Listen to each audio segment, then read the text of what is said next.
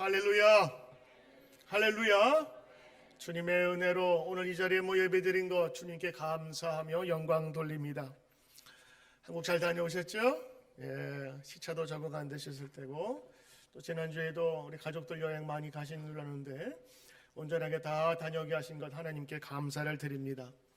다음 주일날은 여러분 추수감사절로 드립니다. 추수감사절은 1년에 한 해 풍성하게 맺어주신 하나님께 감사하며 하나님께 집중적으로 감사하는 그런 날인데, 그 한 날만 감사가 아니라 우리 온 날이 감사가 되어야 될 줄 믿습니다. 추수감사절을 준비하는 마음으로 오늘 여러분과 함께 누가 감사할 수 있는가라는 제목으로 함께 말씀의 은혜를 나누고자 합니다. 성도의 삶은 감사의 생활입니다. 맞습니까? 아멘. 감사하는 사람이 바로 성도입니다. 저는 그렇게 믿습니다. 은혜 받은 사람은 감사할 수밖에 없습니다. 왜냐하면 구원은 우리의 노력으로가 아니라 하나님께서 거저 주신 선물이기 때문인 것입니다. 십자가에서 구원을 이루신 하나님께서 우리에게 주신 그 은혜, 그 구원을 영접하는 자마다 구원의 선물을 허락하셨습니다. 그러기에 우리가 반응할 것은 우리의 자랑이 아니라 그저 감사합니다 라고 하는 반응일 것입니다. 오늘 여러분들이 읽으신 본문의 내용을 보면 갈릴리에서 예루살렘으로 지나가시는 예수님의 모습이 나타나 있습니다. 근데 마을에 들어가시는데 거기에서 한 10명의 문둥병 환자, 지금 말하면 한센병이죠, 나병 환자들이 예수님을 만나서 자기를 도와달라고 큰 소리를 지르고 있습니다. 예수님께서 당시 지나가시던 이 사마리아 이 지역에 있는 곳은 유대인들이 적대감이 깊고 또 역사적으로 서로 안 좋은 감정들이 많아서 보통 유대인들은 이 지역을 통과하지 않고 삥 돌아서 가는 그런 지역입니다. 지금 말하면 불가촉 그런 사람들처럼 가까이에서도 안 되는 그런 지역이었죠. 그런데 예수님께서 그 마을에 지나가시는데 나병 환자 10명이 예수님께 부르짖습니다. 지금도 이런 나병 환자들 같은 경우에는 집단 생활을 많이 하지요. 왜냐하면 보통 사람과 같이 지내기에는 얼굴의 모습이나 이런 것들이 다른 사람과 좀 다르기 때문에 그렇기도 합니다. 지금이야 그것이 전염병이 아니라고 여겼지만 예전에는 천형이라 그랬어요. 하늘에서부터 벌을 받아서 나타난 병이라 이렇게 생각을 했습니다. 그도 그럴 것이 나병 환자들의 특징은 감각이 없어요. 그리고 몸의 일부가 하나씩 떨어져 나갑니다. 손가락 혹은 귀 혹은 코. 그래서 가장 보기에도 정상적이지 않기 때문에 좀 두려운 그런 반응들을 많이 보이죠. 이 당시에도 마찬가지였습니다. 나병 환자들은 가족들과 살 수가 없었어요. 그리고 이런 분들은 집단 거주촌을 만들어서 몇 명이 공동으로 같이 살 수밖에 없었습니다. 아마 지금 말하면 전기도 들어오지 않고 수도관도 없는 그런 외진 곳에서 산기슭 혹은 어두운 이렇게 침침한 곳에서 사람들의 눈을 피해서 많이 살 수밖에 없었습니다. 나병 환자들은 율법에 의해서 다른 사람과 어울릴 수 없었습니다. 그래서 정상적인 일반적인 사람이 가까이 오면 부정하다 부정하다 소리를 지르면서 그 사람들이 같이 못 오게 해야 합니다. 만약 그렇게 해서 접촉이 되면 접촉된 사람도 부정하다고 여겼기 때문인 것이지요. 만약 그것을 지키지 않을 경우에는 투석사, 돌을 던져서 죽여도 무관한 그런 사람들이었고 또 그러한 시대였습니다. 격리되어 살았습니다. 그리고 문둥병 걸린 사람은 그 가족에서 같이 살 수가 없었습니다. 그렇기에 격리되었고 외로운 삶, 그리고 사나로도 사는 것 같지 않은 그런 삶이 바로 문둥병자들의 바로 삶이었습니다. 이 문둥병자 환자들도 예수님께서 오신다는 소식을 들었어요. 왜냐하면 예수님께서 몰래 다니신 것이 아니라 제자들과 함께 다니셨고 예수님의 뒤를 따라다니는 사람들이 많이 있었어요. 그래서 예수님 오시면 벌써 동네가 시끌벅적합니다. 그 소식을 들은 이 문둥병 환자들이 이때 아니면 안 되겠다라는 마음으로 예수님을 찾아가는 것입니다. 이번 아니면 자기의 고칠 확률이 없다는 것을 알았던 그들은 전심을 향해서 예수님께 자신을 불쌍히 여겨달라고 외칩니다. 마지막이니 얼마나 힘차게 외쳤겠어요. 운동장에서 자기의 팀을 응원하는 것 이상으로 고래고래 지르면서, 그리고 그 눈에는 아주 절박한 심정으로 나를 불쌍히 여기소서 하면서 그들이 다 손을 하면서 나를 좀 봐달라고 그러면서 예수님을 불렀습니다. 예수님은 이 땅에 병자들과 어려운 사람을 위해서 오셨는데 이들을 그냥 지나치지 않으셨습니다. 그리고 그들에게 이야기하지요. 너희 몸을 제사장에게 가서 보이라 라고 합니다. 제사장이 고쳐줄 것이라는 것이 아니라 그 당시에 제사장은 간이 의사 역할도 했어요. 그래서 피부병이 다 나았는지 또 문둥병이 다 나았는지 아니면 이 사람이 격리되어야 되는지를 판단하는 그런 의사의 입장을 가지고 있었기 때문에 예수님께서 가라고 하신 거예요. 가라고 하셨을 때는 아직 아무 치료 행위도 하지 않으셨어요. 말씀도 안 하셨어요. 그냥 가라고 하신 거예요. 예수님이 제사장에게 가라고 했던 그것은 너희가 믿음을 가지고 제사장에게 가기만 하면 제사장이 너희를 낳았다고 확진해 줄 것이다 라고 하는 것이었습니다. 그러니 오늘 이 말씀을 보면 제사장에게 가라고 하신 것은 이미 그들이 치유받았다라고 하는 것입니다. 저 같으면 감히 제가 예수님이라면 일로 와, 여기 앉아, 열중시여 그러면서 예수님께서 좀 치료 행위도 하고 기도 행위도 하면서 아니면 친절하게 그들을 허구하거나 만져주시면서 특별한 치료 행위를 하실 것 같은데 전혀 그런 거 없으셨어요. 너희들 제사장에게 가라. 10명이 아무 의심 없이 제사장에 가는 도중에 그들의 병이 낫게 되었어요. 문둥병이 나았다는 그런 것들을 보면 지금 피부병 간지러운 게 없어진 게 아니라 그 문둥병 자체가 이미 신체 일부분들이 없어진 거거든요. 귀가 없어지거나 코가 없어지거나 아니면 입이 여기 문드러져서 보통 사람들이 보기에는 어려운 그런 형편들에 있는 사람들이 가는 도중에 변화되는 모습을 보지 않았겠어요? 그래서 그 10명이 그 가는 도중에 모두가 나음을 깨끗하게 받았다라고 하는 것이 오늘 말씀인 것입니다. 자, 여기까지만 해도 이 이야기가 참 은혜롭습니다. 왜냐하면 예수님의 말씀으로 그들이 그동안 고치지 못했던 것을 치유받았지 않습니까? 오늘 이 말씀 그대로 순종하여 열심히 하면 주님께서 온전히 고쳐주십니다. 오늘 이렇게 말씀을 드려도 오늘 이야기는 그렇습니다 하면서 마칠 만한 것인데 이야기는 거기서 끝나지 않아요. 그 10명의 고침받은 자들이 제사장에게 가서 아마 확진을 받고 그리고 감사했을 것입니다. 그런데 오늘 내용 보면 그 10명 중에 한 명이 예수님께 돌아와서 감사의 인사를 표합니다. 자, 여기까지 봐도 아주 아름다운 해피엔딩입니다. 그런데 예수님께서 마지막 뒤끝 있는 말을 하세요. 아홉은 어디 갔느냐 물어보십니다. 한 명이 어딘 줄 알겠어요? 다 집에 갔거나 아니면 자기의 그 병 나은 것을 기뻐하면서 자기 집으로 돌아갔겠지요. 오늘 예수님께서 하신 말씀 아홉은 어디 있느냐 그렇게 물으시면서 감사하지 않는 세태 그리고 진정한 고마움을 입고서도 예수님을 다시 찾아오지 않은 그들을 책망하듯이 이야기를 하는데 오늘 책망의 얘기가 아니라 돌아온 그를 향하여 예수님께서는 이렇게 말씀하십니다. 네가 감사를 하니 잘하였도다. 내 믿음이 너를 구원하였도다. 그래서 그를 축복하고 영생의 하나님의 자녀로 축복을 하고 그가 돌아갑니다. 자, 오늘 이 말씀만 보면 이런 뉘앙스가 나지요. 그들이 예수님의 말씀에 순종해서 제사장에게 갔어요. 그때는 아무 치료 행위도 하지 않으셨습니다. 단지 예수님의 말씀만 듣고 제사장에게 가는 그 모습만 봐도 이 10명은 믿음이 충만했던 사람으로 보입니다. 믿음이 있었으니까 그 말씀 듣고 제사장에게 갔지요. 그런데 이야기는 거기서 끝나지 않습니다.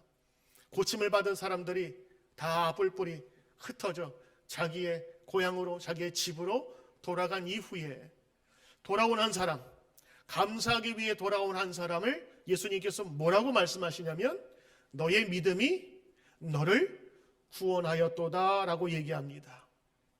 그 구원의 그 중간에 감사라고 하는 다리가 있지요. 그리고 감사를 하나님께서는 칭찬하셨고 그에게 더할 수 없는 하나님의 백성으로서의 천국 구원을 그에게 허락하시고 돌려보내신 것입니다. 오늘 이 말씀은 치료 행위에 대한 목적이 아니라 예수님께서 감사를 알려주시는 그런 본문의 말씀이라고 저는 봅니다. 자, 그렇다면 오늘 이 말씀을 가지고 우리가 감사해야 된다라는 그런 결론을 얻을 수가 있겠는데, 오늘 저는 여러분과 함께 좀 다시 한번 좀 뒤집어서 생각했으면 좋겠어요. 과연 이 10명 중에서 감사한 사람이 축복을 받고 은혜를 받았지만 감사하지 않은 9명은 왜 오지 않았을까?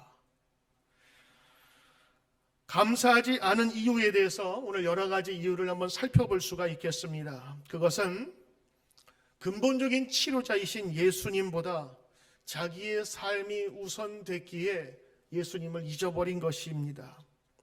빨리 제사장에게 가서 확인받고 그리고 자기의 나은 것을 다시 주님께 돌아와서 감사하다는 그 말씀을 들으기가 그토록 어려웠는지 그들은 병이 나자마자 집으로 다 돌아가 버렸습니다.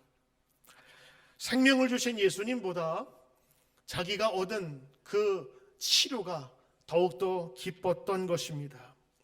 우리가 왜 감사하지 못하느냐 이야기를 해보면 오늘 하나님이 하시는 일을 알지 못하고 깨닫지 못하고 치료의 근원이신 예수 그리스도보다는 내 욕심과 나의 삶이 우선되기 때문이었던 것입니다. 모든 것이 주께로 왔음을 그들은 알았지요. 그들이 예수님께 치료받기 전에 얼마나 간절하게 외쳤겠어요.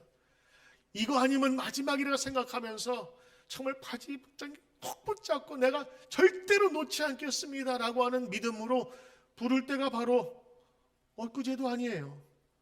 바로 몇 시간 전일 수 있어요. 그런데 고침받았다고 그 고마움 있고 다 뿔뿔이 흩어져 버렸습니다.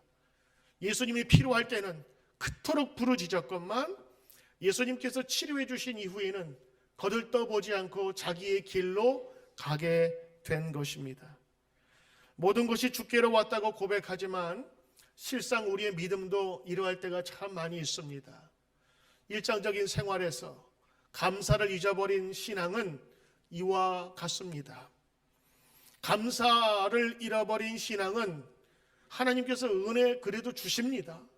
그러나 그 은혜는 아주 짧고 길지 않은 은혜일 뿐이에요.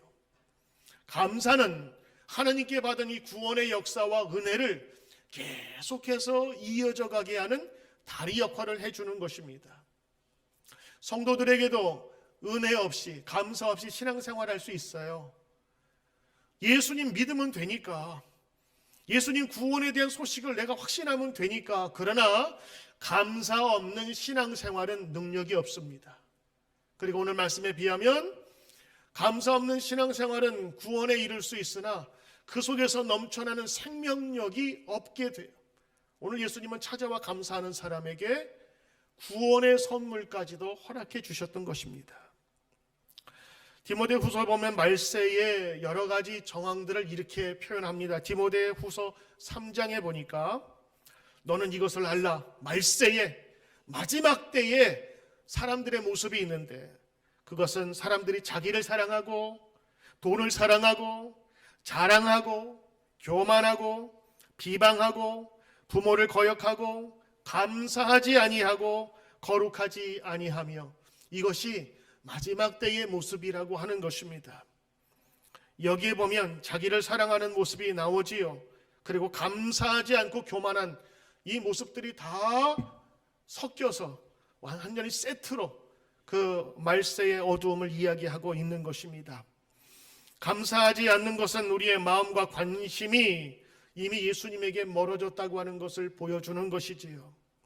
잘 되면 내 탓, 안 되면 조상 탓이라고 하는 우리 옛말이 있습니다.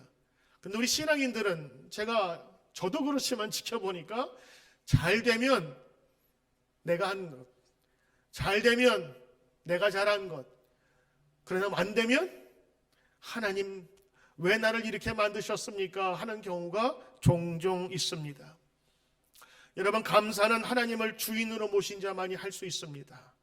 그리고 그 감사는 우리로 하여금 영원한 생명을 누릴 수 있게 해주시는 것입니다. 그래서 하나님께서는 이 감사를 잊지 말라고 절기도 주시고 말씀도 여러 번 우리에게 해주시는 것입니다. 시편 50장 22절에 보면 하나님을 잊어버린 너희여 이제 이를 생각하라. 생각하지 아니하면 내가 너희를 찢으리니 건질 자 없으리라. 감사로 제사를 드리는 자가 나를 영화롭게 하나니 그 행위를 옳게 하는 자에게 내가 하나님의 구원을 보이리라. 감사하는 자에게 주시는 축복, 구원을 보인다 하는 것입니다. 여러분, 오늘 감사한 사람의 특징이 나와 있는데 성경에는 꼭 집어서 이야기를 합니다. 그는 다른 사람과 달리 이방 사마리아인이었습니다. 사마리아인은 유대인들에게 별로 좋지 않은 인상을 갖고 있는 그런 지역의 사람들입니다. 거기는 예전에 이주 정책으로 말미암아서 지배를 받을 때에 다른 나라 사람들을 데려와서 거기에서 강제로 결혼을 시켜서 그 순수한 그 유대교의 피를 같이 섞어버렸어요. 그래서 그 지역을 사람들은 경멸했고, 역사적으로 그 사마리아인들이 나중에 예루살렘 성전에다 돼지 피를 뿌리는 그런 여러 가지 사건들이 겹치면서 그 사람들은 이 사마리아 사람들을 굉장히 천하고 그리고 불가촉 사람들로 인정했던 것인데, 오늘 감사했던 사람이 바로 사마리아 사람이라고 꼭 집어서 얘기를 합니다. 그렇다면 나머지 사람들은 사마리아 사람이 아닌 일반적인 유대인이겠죠.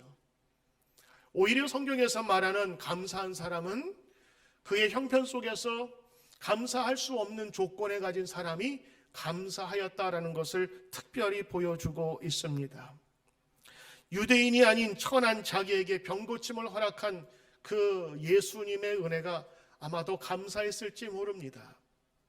이처럼 전적인 은혜, 다른 사람이 받을 수 없는 은혜를 자격도조차도 안 되는 내가 받았다고 하는 그 마음을 가진 자가 오늘 예수님께 와서 감사하면서 구원의 선물도 받게 된 것입니다. 110명 중에 9명이니까 퍼센트로 따지면 90%입니다. 성경에서는 이렇게 많은 사람이 하나님의 은혜를 받고서도 감사하지 못한다라는 이야기를 이 문둥병지의 얘기를 통해서 우리에게 보여주고 있는 것입니다. 여러분, 누가 감사할 수 있을까요? 받을 수 없는데 그 은혜를 받은 사람이 감사할 수 있는 것입니다. 내가 당연히 받을 수 있는 자격이 있어 라고 하는 사람에게 그 무엇을 준다 해도 그 사람은 감사하지 않습니다. 왜요? 자격이 있는데 내가 왜 못 받아는 사람에게는요, 절대로 감사의식이 있을 수가 없습니다. 신학자이며 목사님인 아더 핑크라는 분은 감사하지 못하는 3가지 이유를 이렇게 얘기했습니다. 첫째는 교만이고, 둘째는 비교의식이고, 셋째는 끝없는 탐욕 때문이다 라고 얘기했어요. 이 3가지 우리가 감사하지 못하는 이유, 그래서 저는 오늘 이 아더 핑크 목사님의 감사하지 못하는 3가지 이유를 감사하지 않고 도망가버린 이 9명의 모습을 한번 되돌아보면서 한번 적용을 좀 시켜보려고 그래요. 감사하지 못하는 3가지 뭐라고요? 첫째, 교만. 둘째, 비교의식. 셋째, 탐욕입니다. 다시 한번 여러분, 오늘 밖에 날씨가 추워서 들어오자마자 아주 따뜻하니까 오늘 편안하시죠? 자, 다시 한번 좀 기억하면서 되새기면서 한번 3가지만 생각. 첫째 뭐예요? 교만입니다. 둘째, 비교의식입니다. 셋째, 탐욕.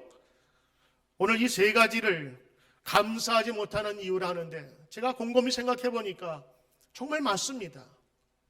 우리 믿음 있는 사람들, 여기 예배 드리는 사람, 말씀을 듣는 이 모든 분들은 과연 우리가 예수님 믿는 사람이기 때문에 이러한 것이 없을까요? 우리는 세상에서 이러한 것을 평가받고 평가하기를 오랫동안 훈련받아왔어요.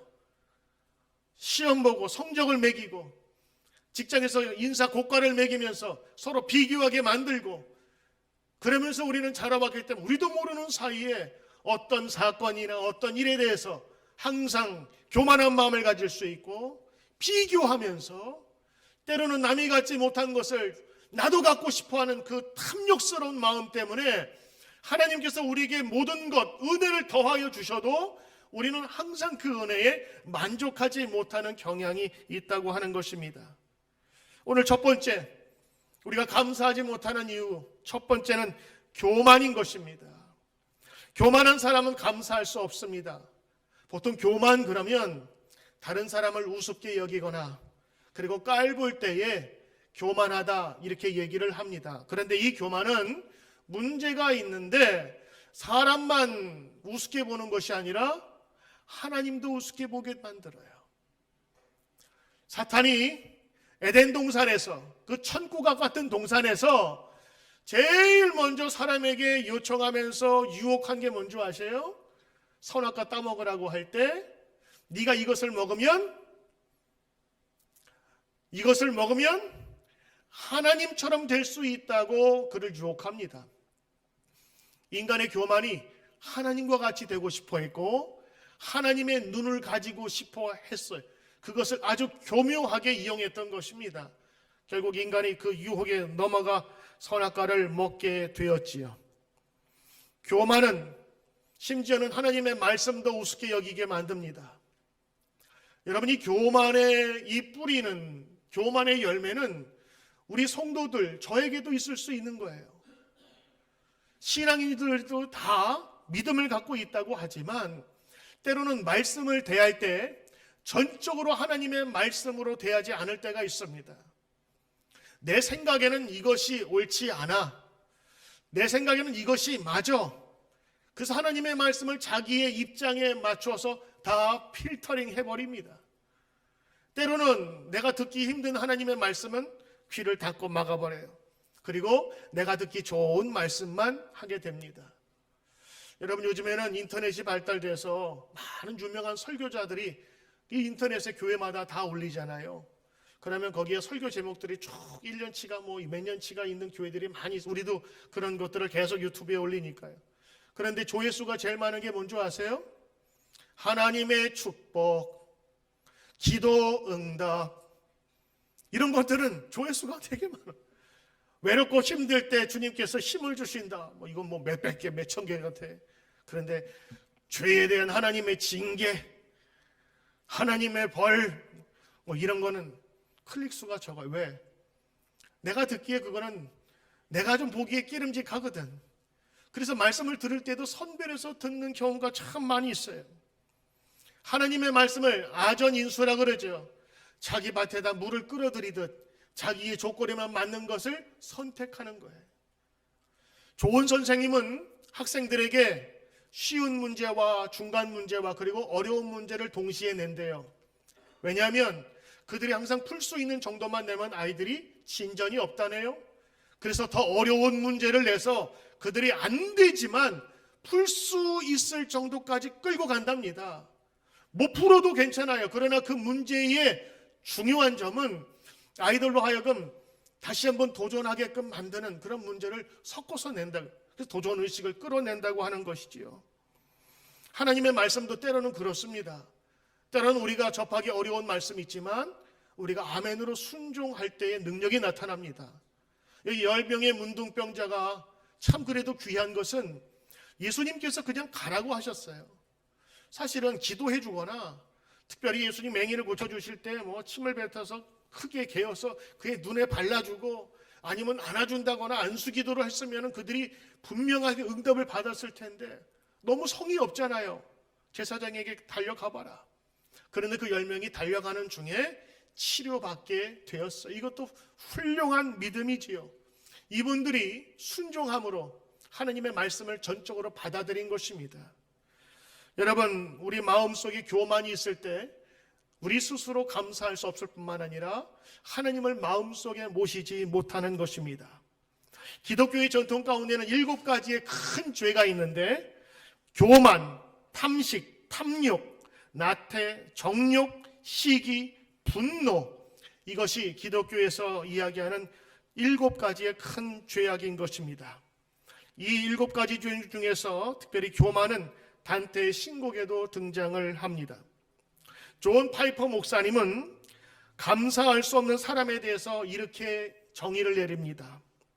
인간이 본성적으로 하나님을 감사함으로 높여드리고 자신에게 모든 것을 주신 분으로 영화롭게 하고 싶어 하지 않는다. 인간의 본성은 그 원적적으로 하나님의 영광보다 자기 자신의 영광을 추구하기 때문이다, 이렇게 얘기를 합니다. 감사하지 않는 마음의 뿌리는 바로 자신의 위대함에 대한 사랑이라고 하는 거예요. 자기 자신을 사랑하고 하나님 없이 살아가는 그 모든 사람들이 바로 우리들의 현재 모습이라는 것을 보여주고 있지요. 그 목사님은 오히려 이렇게 얘기를 합니다. 참된 감사는 우리가 모든 것을 거저받고 있다고 생각하는 수혜자임을 생각할 때 가능하다고 하는 거예요. 우리는 예수 그리스도라는 십자가 모양의 목발에 의지할 수밖에 없는 절름발이입니다. 우리는 하나님의 자비라는 인공호흡기에 매달린 순간순간마다 의지하는 전신마비자입니다. 우리는 하늘나라의 유모차에 잠들어 있는 어린 아이들입니다. 그런데 보통 사람들은 이러한 모습들을 싫어해요. 오히려 당당하고 멋있고 그리고 완벽한 인간의 모습을 꿈꿀 뿐입니다. 우리가 하나님 앞에서 교만하게 될 때에 우리는 절대 감사할 수 없습니다. 아니, 오히려 하나님의 자리를 뺏으려고 하는 이 마귀 같은 모습들을 우리는 보일 수밖에 없는 것입니다. 때로는 우리가 교만하게 될 때에 하나님을 감사하지 못한다고 하는데, 심지어는 하나님이 주신 축복으로 말미암는 것도 그것으로 인해서 교만해질 수 있습니다. 성경은 그래서 새로운 땅에 들어간 이스라엘 백성들에게 이렇게 권면을 합니다. 이제 너의 하나님이 너의 조상 아브라함과 이삭과 야곱을 향해서 너에게 주리라 한 새로운 땅으로 바로 너희를 들어가게 하고 너희가 건축하지 않은 크고 아름다운 성읍을 얻게 하실 것이라. 그러나 너는 조심하여 너희를 애굽 땅의 종되었던 집에서 인도하여 내신 여호와를 잊지 말라. 신명기 6장의 말씀을 해주고 있습니다. 하나님께서 그들에게 약속의 땅으로 들어가게 반드시 하실 것이라. 너희가 세우지 않은 집에서 살 것이고 너희가 뿌리지 않은 곡식을 거두게 될 것이다. 그런데 그 약속의 땅에 들어간 그 백성이 어떻게 되었죠? 사사기 그리고 그 이후의 이야기를 보면 그들이 범죄해 버렸어요. 그들이 누리고 있었던 모든 것들은 하나님이 주신 것이었어요. 그런데 그 하나님이 주신 것조차로 그들이 교만하여 하나님을 버리게 되었어요. 그것이 성경의 역사이고 인간의 역사인 것입니다. 교만한 마음이 들 때에는 하나님 감사하지 못합니다. 그리고 심지어는 하나님의 자리도 빼앗을, 그리고 하나님께서 주신 귀한 은혜의 모든 것들을 오히려 교만의 발판으로 삼아 하나님을 대적하는 일이 생길 수 있는 것이지요. 오늘 9명이 왜 돌아갔습니까? 교만은 내가 서 있어야 할 자리 그 중심에 예수님이 없을 때에 생기는 것인데 이 사람들에게는 예수님이 벌써 잊어버렸어요. 예수님이 고쳐줌에도 불구하고 그들이 병이 낫자마자 예수님은 까맣게 잊어버리고 자신의 목적을 향해 달려나갔습니다. 보고 싶은 가족을 위해 뛰어갔습니다. 그 중심에 예수님이 아니라 바로 자기가 보고 싶었던, 자기가 하고 싶었던 그 일들이 그의 모든 인생을 잡았기 때문에 그는 돌아올 수 없었던 것입니다. 여기에 예수님께 돌아온 그 한 사람은 어떤 형편인지 모르겠습니다만 예수님께 돌아왔어요. 아마도 갈 데가 없었든지 아니면 자신의 처지를 지켜보면서 도와주신 그 은혜에 너무 감사해서인지 그 이유는 알 수 없지만 성경은 이렇게 적어놓고 있습니다.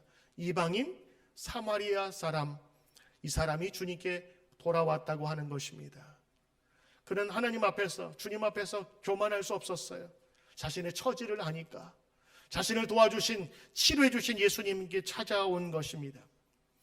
두 번째, 우리가 감사할 수 없는 것은 비교의식 때문에 그렇다고. 저는 오늘 이 말씀을 같이 한번 묵상을 하면서 절실히 느꼈어요. 비교의식에 속한, 그리고 그 사고에 젖은 사람은 감사할 수 없습니다. 성경 최초의 살인은 어디서부터 나타났는지 아세요? 비교의식에서 시작됐습니다. 가인과 아벨의 제사를 한 사람은 받으시고 한 사람은 받지 않으셨지요. 내 거는 받지 않고 다른 사람은 받았다고 하는 그 비교의식이 성경에서 나오는 첫 번째 살인 사건이었어요. 성경에 위대한 왕이 나오는데 다윗과 사울 왕입니다. 사울은 다윗의 장인이에요. 그런데 그 장인 왕이 자기 사위 다윗을 죽이려고 평생을 쫓아다닙니다. 왜 그랬을까요? 다윗이 골리앗을 처치하고 전쟁을 승리한 이후에 그가 돌아왔을 때 백성들이 손을 흔들면서 그 승리한 장군을 향해서 사울은 천천히요, 다윗은 만만이라 하면서 다윗을 높이 칭송합니다. 그런데 그 이야기를 들은 사울이 비교의식에 들어갈 수밖에 없는 그 이야기를 듣게 되죠.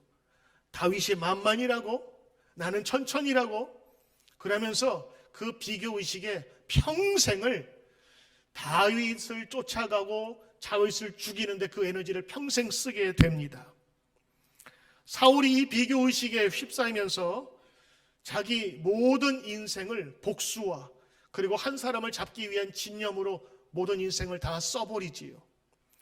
성경에 나타난 이 비교의식에 사로잡힌 사람들의 특징은 자기 자신을 살지 못할 뿐만 아니라 자기 자신을 오히려 비참하게 만든다고 하는 것입니다. 비교의식은 상대방과 자신을 끊임없이 비교하는 거예요. 그래서 우월감으로 교만해지든지 아니면 열등감에 사로잡혀서 자기 비하를 하면서 매몰되든지, 자존심은 타락한 자아에서 나온다고 합니다. 그래서 우리가 사람을 대할 때 교만하지도 않고 열등감이나 비굴함이 없이 대할 수만 있다면 그 사람은 우리가 자존감이 높다고 이야기를 합니다. 사람들의 평가와 사람들의 그 비교의식에 따라서 한 번 웃고 한 번 슬퍼하는 그런 일들을 하루에도 몇 번씩 반복하게 되는 것이 우리 타락한 자아에서 나오는 그 모습입니다. 여러분, 우리가 생각하는 열등감 그리고 교만, 뿌리가 뭔 줄 아십니까? 뿌리는 같아요. 열등감은 뭔가 수축되고 말도 못하고 기도 못 펴는 그런 상태. 교만은 다른 사람 앞에서 당당할 뿐만 아니라 오히려 약한 자를 막 짓밟는 폭군의 모습은 전혀 다르지만 뿌리는 같다니까요. 비교라는 그 잣대를 가지고 자기를 평가해 보면 자기보다 못해 보이고 낮은 사람들은 내가 교만해질 수 있는 거예요. 근데 비교를 해보니까 나보다 훨씬 더 뛰어나. 그러면 그때부터는 열등감에 사로잡히게 되죠. 그래서 열등감을 가진 사람이나 혹은 교만한 사람이나 그 속에는 비교의식에 사로잡혀 있다고 해도 과언이 아닌 것입니다.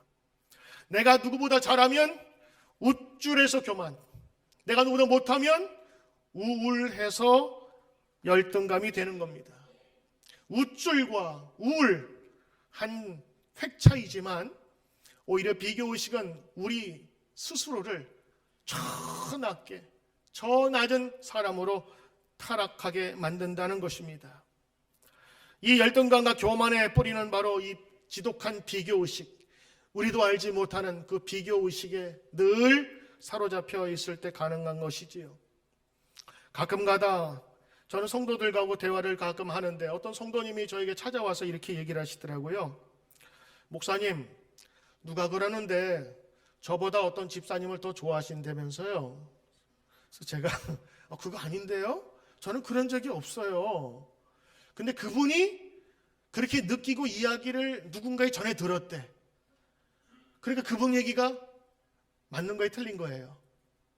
맞는 거예요. 설사 내가 똑같은 사랑을 여러분에게 하고 똑같은 인사를 할지라도 그분이 느끼기에 나보다 저 사람을 더 사랑한다고 느꼈다면 전 그게 맞다고 생각해요. 그래서 제가 그 얘기를 들으면서 한 가지 생각을 해봤어요. 우리 성도님 가운데는 형편이 다 다른데 어떤 분들은 더 저하고 이야기를 하고 싶어 하고, 그리고 더 인사하고 싶고 더 친해지고 싶은데 자신의 모습 때문에 비교를 하니까 이게 다가서지도 못하고 서운하게 느껴지는 거라, 그럴 수도 있겠다. 그래서 아직 정서적으로 잘못된 것이 아니라 연약하거나 아직 지금 형편이 지금 여러 가지로 이 낙심이 되어서 힘든 사람에게는 내가 더욱더 저를 살펴야 되겠다라는 그런 생각을 하게 되었어요. 어떤 집사님에게 제가 이렇게 주일날 얘기합니다. 가을이라 색깔이 바뀌는 아름다운 스카프를 하고 와서, 집사님 오늘 너무 이쁘네요. 자, 이 말을 들은 사람은 기뻐해야 돼요? 좋아해야 돼요? 기뻐하고 좋아해야 되죠. 그런데 어떤 집사님은 이렇게 생각합니다. 오늘? 아니, 이쁜 거는 다 없어졌어요. 오늘? 그러면 지난주는요? 어제는요? 제가 지금 말씀드리려고 하는 것은 정말 아름답고 멋있으니까 가을 타는 여인처럼 이쁩니다. 오늘 참 이뻐요. 근데 그냥 오늘이 그냥 꽂히는 거예요. 그럼 어제는? 그래서 요즘에는요, 이런 칭찬하기도 요즘엔 두려워요. 우리 교우들, 오늘이 아니라 이쁘다고 하는 그 말에 큰 귀를 가지고 들으시길 바라고 기뻐하시길 바랍니다. 열등감이나 교만이 나를 따르는 이 비교의식은 둘 중 어느 경우든지 감사할 수 없을 것입니다. 열등감에 있는 사람들은 없어서, 그리고 부족해서 감사 못하고, 교만한 사람은 그 모든 것이 자기가 다 했다고 생각하기 때문에 감사할 이유가 전혀 없는 것입니다. 오늘 사탄은 우리로 하여금 끊임없이 비교의식에 사로잡히도록 하는 것입니다. 저는 교육 중에 제일 안 좋은 게 이런 비교의식하면서 가르치는 것 같아요. 그리고 저는 여러분의 자녀들, 특별히 우리 부모님들이 여러분 자녀를 위해서 기도하실 때에 잘나고 공부 잘하고 또 멋있고 성공하는 그런 사람으로 기도하기를 물론 기도하겠지만, 그 마음속에 비교의식 없이 나는 어디를 가든지 하나님께서 주신 하나님의 자녀야라고 하는 당당함과, 그리고 그 자존감을 가지고 하나님 앞에서나 사람 앞에서나 당당하게 서는 여러분의 자녀가 되기를 원하여 그렇게 기도하기를 바랍니다. 아무리 성공하더라도 그 사람에게 있어서 이 자존감이 약하면 그 사람은 성공했다고 스스로 생각하지 않아요.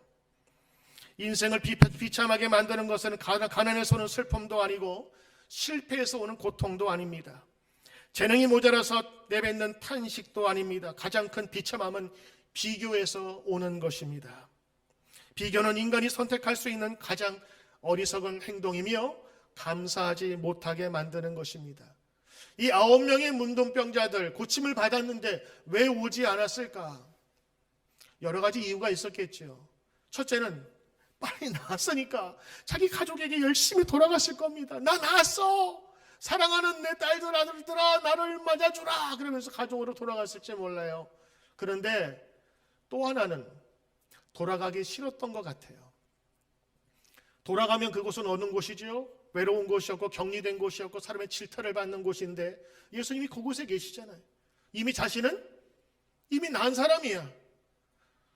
불과 몇 시간 전에 자기가 문둥병으로 있었던 그곳에 돌아가기 싫은 거예요.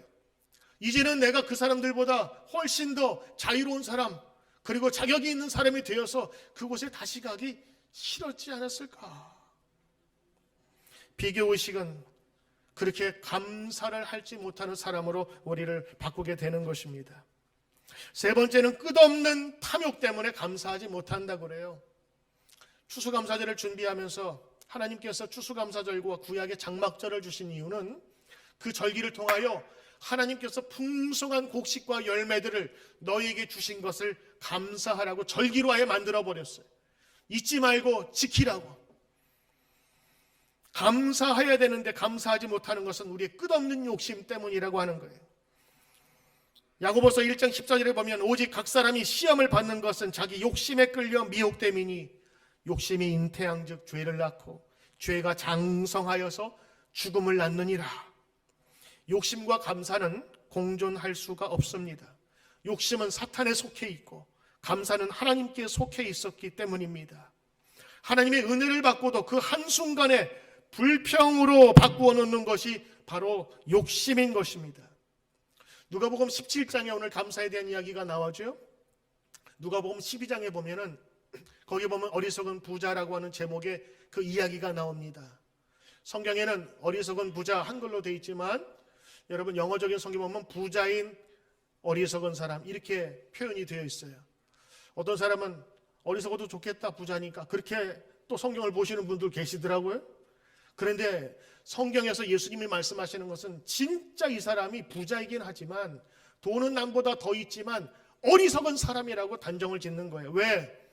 내일 죽을지도 모르면서 이 사람이 뭐라고 얘기하냐? 나에게 이러한 곡식이 넘쳐나니 내 창고를 더 지어야 되겠다. 그러면서 사람들에게 얘기하는 거예요. 이제 곡식을 거두어 얻으리 창고를 더 지어라. 더 지어라. 더 지어라. 그런데 이 부자가 하는 그 짧은 몇 마디 속에서 강조점이 성경에 나옵니다. 내 곡식, 내 창고, 내 곡간, 내라고 하는 단어가 6번 이상 나와요. 그 짧은 자기의 주장 가운데 자기 중심으로 내일을 알지 못하고 죽음을 준비하지 못하며 현실만을 준비하는 그 사람을 향해서 예수님은 뭐라 말씀하시냐? 어리석은 사람이라고 이야기를 합니다. 이 사람은 끊임없는 자기 추구를 통해서 그것이 자기 개발이 최고인 양 계속 쌓아두길 원했어요. 예수님은 어리석은 자여, 어리석은 자여, 너의 탐욕으로 말미암아 진실된 영원의 세계를 보지 못하는구나. 그를 탄식하셨습니다. 그는 늘 부족하게 생각했어요. 자기가 있는 그 창고도 이미 넉넉한데 더 짓고 더 넓혀야 된다고 생각했던 것입니다. 우리가 살고 있는 많은 것들 중에서 필요한 것이 있지요. 필요한 것을 구하고 준비하는 것은 죄가 아니고 나쁜 것이 아닙니다. 아이들에게 필요한 것을 공급하는 것은 부모의 당연한 의무입니다. 그런데 탐욕이라고 하는 것은 이미 풍족한데 더 많은 것을 끊임없이 추구하는 욕심을 이야기하는 것입니다. 세상에 많은 동물이 있지만 아무리 힘이 세고 험악하고 무서운 짐승이라 할지라도 사자, 표범, 자기 배부르면 옆에 초식동물 아무리 맛있는 것이 지나가도 건들지 않습니다. 그런데 오로지 사람은 그 욕심을 위해서 창고에 쌓아놓고 그 욕심을 위해서 수많은 사람을 죽이고 전쟁하고 빼앗는 유일한 동물이 바로 사람이라고 하는 것이지요. 20세기 최고의 부자였던 록펠러 씨가 나이 55세에 어마어마한 부를 이루면서 승승장구할 때에 원인 모를 질병에 걸려서 아주 오랫동안 고생을 합니다. 그리고 이제 석 달을 살지 못한다고 하는 그런 선고를 받았습니다. 하루는 워싱턴 포스트 기자가 찾아와서 록펠러에게 이렇게 물었다고 합니다. 록펠러 씨, 당신은 그 많은 재산을 모았는데 이제 만족하십니까? 그랬더니 록펠러가 대답하기를 아니요, 나는 아직 만족감이 없습니다. 그러면 당신은 얼마를 더 가져야 만족할 수 있을까요? 그랬더니 그 록펠러가 이렇게 대답했답니다. Just a little more. Just a little more. 조금만 더. 조금만 더. 록펠러 씨의 말은 우리에게 아주 의미심장한 교훈을 주고 있어요. 탐심은 끝이 없다는 것이고 모든 인간은 이 탐심 때문에 만족하지 못한다고 하는 것입니다.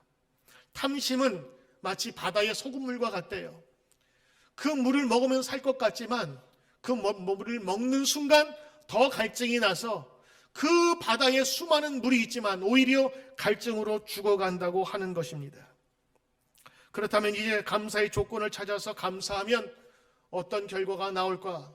오늘 성경은 이야기합니다. 이런 모든 것들을 다 뒤로하고 감사하는 사람에게 주시는 하나님의 축복은 육신의 회복만이 아니라 바로 하나님께서 주시는 영원한 생명도 얻게 되었다고 한 것입니다.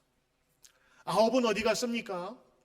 제가 생각할 때 성경에 나오는 것처럼 밭갈러 가야 하고 가족들 만나야 하고 그리고 해피엔딩으로 보였던 그 만남이 또 그들 가족과 살면서 또 갈등이 없었겠어요?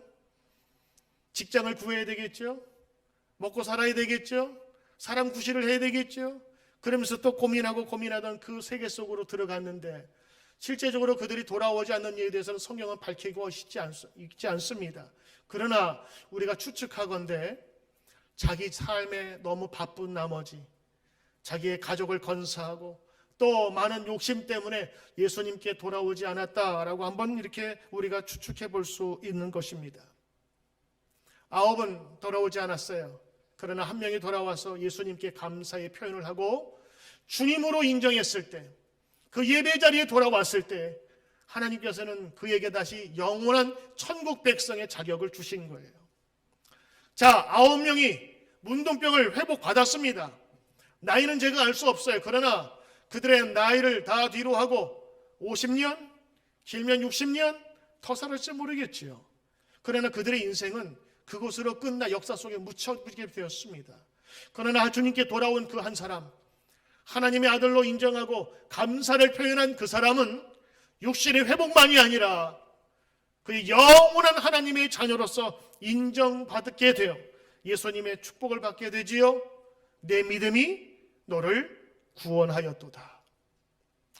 사랑하는 성도 여러분, 우리 뉴드림 교회 모든 성도님들, 우리가 감사하자 이런 캐치프레이즈를 가지고 내 스스로를 우리가 다시 한번 감사하자보다 감사하지 못하는 이유들을 하나씩 제거하면 어떨까요? 교만한 마음을 없이 하여 주시고 비교하지 않는 마음을 주시고 그리고 하나님 앞에서 탐심 부리지 않도록 우리의 주어진 환경 속에서 감사하며 살아갈 수 있는 우리의 마음을 달라고 기도하면서 준비하는 이 추수감사절이 우리에게 복된 날이 될 줄로 믿습니다. 감사하기 위해서 찾아온 사마리아 출신의 사람, 그는 예수님의 진정한 치료를 받고 감사했고 감사하니 그는 천국 백성이 되었어요. 오늘 저는 여러분에게 이렇게 권면드립니다. 사랑하는 성도 여러분, 여러분이 하나님께 받은 은혜가 너무 크지 않습니까? 구원의 은혜도 선물 받고 기도의 응답을 우리는 수차례 수백 번 수천 번 우리는 응답받으며 감사했습니다. 그러나 진정한 감사가 우리가 나오기 위해서는 우리의 필요 없는 것을 하나씩 내어놓고 주님 앞에 나가야 될 줄 믿습니다. 마지막 주님까지 나간 이 성도가 받은 귀한 축복 여러분도 받기를 바랍니다.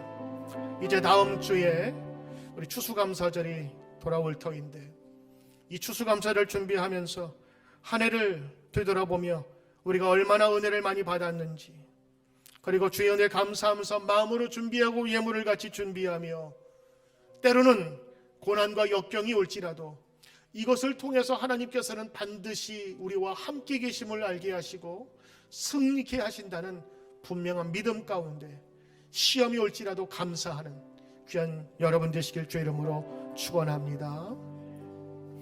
감사해 시험이 닥쳐올 때에 주께서 인도하시니 두려움 없네. 모두 감사해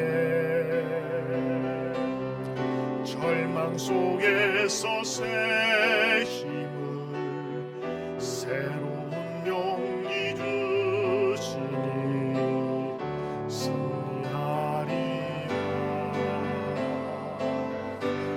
나의 모든 생활 속에서 주님이 함께 하시니 주님의 성령 나를 인도하시리. 시험이 나를 찾아올 때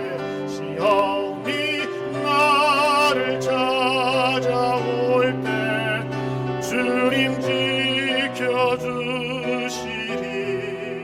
주님의 성령 나를 인도하시리. 나의 모든 생활 속에서 나의 모든 생활 날 속에서 주님이 함께 하시니 주님의 성령 나를 인도하시리.